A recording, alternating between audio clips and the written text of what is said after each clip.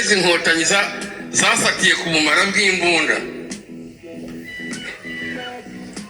na ya DNA yacu yo kuba batagoma niyo haza Afurika yose twayihuha mu isogonda. Yo Karasira yapfuye disi namwumvise ubuse mvuga ngo Imana mwakire mu bayo ubuse mvuga ngo agere kuzimu neza buriya umuntu wiyahuye baramuririra we ayo magambo ko bajya baca umugani mu Kinyarwanda ngo uwiyishe ntaririrwa uyu nawe tujya aho ngaho turire ari wowe wishyize mu kagozi. Cyakora cyo reka nangiremo n'ubundi message muri urupfu rw'uyu mugabo ibizajya bivuga nabi igihugu bigapfobya jenoside n'ubundi bijye binywasa umuyapanya bipfe ibyo n'ubundi birutwa n'ibitabaho igihugu ni wowe se nk'ibyo bimara bijya hariya bikabwejagura wabonye nk'iki cya nuza cya Badurama cyakubise sumuya. murabyumvise nagira ngo manze mwumve kugira ngo mbahaye makuru ubonye ko uyu mushinyaguzi ari kuvuga ati Karasira ati yiyahuye kandi ngiye kubabwiza ukuri uyu ngo nawe no umututsi ariko mwabwira nti bana abantu izi ndatwa hari abantu bitwa abavantara ntacyo bapfana natwe twari mu gihugu nta na kimwe kuko iyo urebye ibintu barimo bakora ni ubugome burenze n'ubugome ni ubugome bw'indengakamere. Uyu mugore rero muramwumva ibyo ari kuvuga ariko nkeka ko wenda Imana ibibyumva kuko gushinyagurira umurambo ubundi ni ikintu kitabagaho mu muco wacu ariko urumva ko ibyo kazanye nawe urabyumva agomba kuza gushimira no gushimisha bashebuja.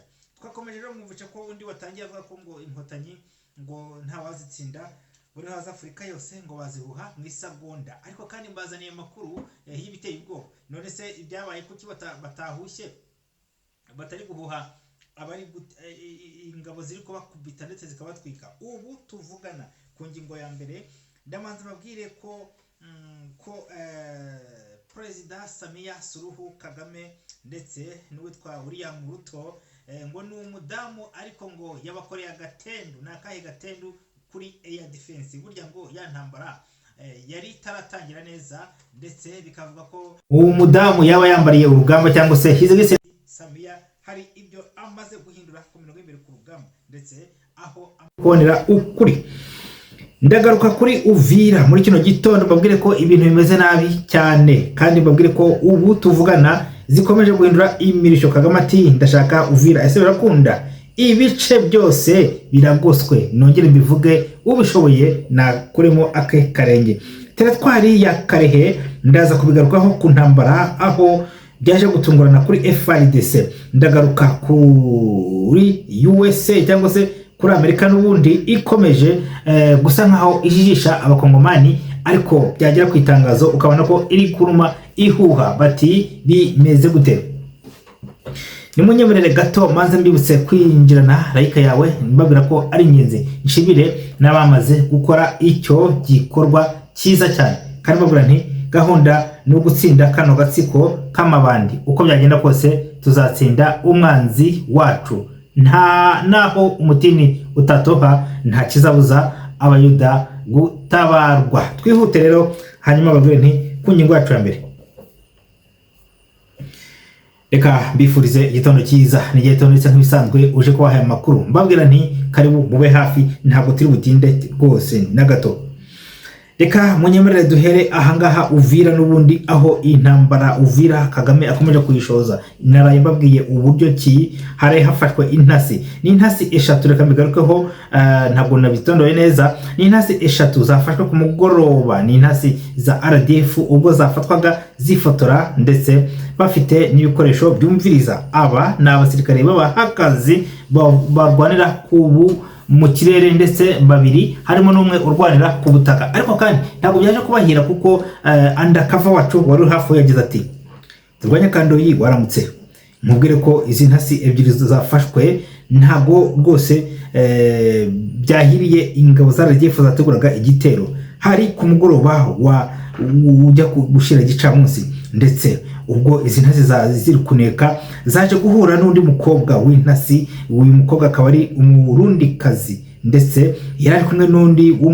w'umuwazarendo bagenda batembera, ariko zino ntasi bari bari kuzigenda nono n'abari intasi. Aya makuru yaje guhita amenyekana ndetse ubwo bagendaga babaza kuko hari ibyo batari bafite, coordonnées nyinshi ntazo bari bafite. Gusa kuri mapu y'urugamba umwe yaje gukuramo igipapuro cya mapu y'urugamba asa nk'uri gusoma agatabo, ariko baba bamubonye kuko abo badamu cyangwa se abakobwa bamugendaga nono bari maso. Ubwo rero bahise batanga amakuru. Izi ntasi eshatu za FARDC za FDNB zirafatwa ndetse amakuru ahita agera kuri FARDC, ariko nubwo yageze kuri FARDC yaje gutindaho gato. Hanyuma ingabo z'u Burundi za FDNB nizo zaje kwifatira izo ntasi eshatu za RDF ubwo bari kwitegura gutera Uvira igitero cya nyuma. Ibi mbabwire ko bashaka Uvira hasi hejuru. Hanyuma amaze gufatwa baje kwishirwa inzego z'umutekano za Wazalendo. Ubwo Wazalendo kubera ko ifata ariko kenshi abo ihaye igisirikare cya FARDC kuko haba amagabanye menshi, bagahita bakabana bacisha cyangwa se ugasanga bigenza ukundi, kuko byabaye kufatanya na FDNB. Byabaye nk'uko ingabo z'Urundi n'undi zibatwara FDNB. Ubu tuvugana bakomeje guhatwa ibibazo. Gusa Wazalendo yashatse kwihora, ariko harimo n'uwaba yakomeretse ariko ntago yapfuye. Ibi rero ni amakuru yizewe muri kino gitondo. Uvira nibwo n'ubundi RDF ikomeje kuza n'ingabo bari kwegera cyane, n'ubu ntago bahagaze, bari mu birometero 20 noneho na 3. Urumva ko ibintu byavuyeho, bakomeje kwegera cyane, kandi icyo bashaka ni Uvira bakabona kubombarida Uburundi. Kwizere ko amakuru Uburundi ndetse na Wazalendo na FARDC barayafite. Gusa ariko kandi hari ibitero bikomeje gukorwa muri kino gitondo, ndetse ubu tuvugana hano hari babasore muri Plaine Rusizi ndetse na Ruzizi bakomeje kwataka umwanzi. Ndetse ubu tuvugana muri kino gitondo ingabo nyinshi za FARDC zamaze kuzamuka ziza Kamanyura ya ruguru. Biraza kugenda gute? Ese kuko u Rwanda rwaba rwitegurwa guterwa? Hari amakuru yamaze gusohoka ndetse bikavugwa ko ibi byo byaje gutungura abantu. Facibeto nyuma yo kuva ko yatunguwe bimaze kumenyekana, amakuru tumaze kubona ndetse dukuye kwa Undercover wacu, biravugwa ko Kinshasa ndetse biturutse ku mukuru w'igihugu ubwe ari gukurikirana intambara.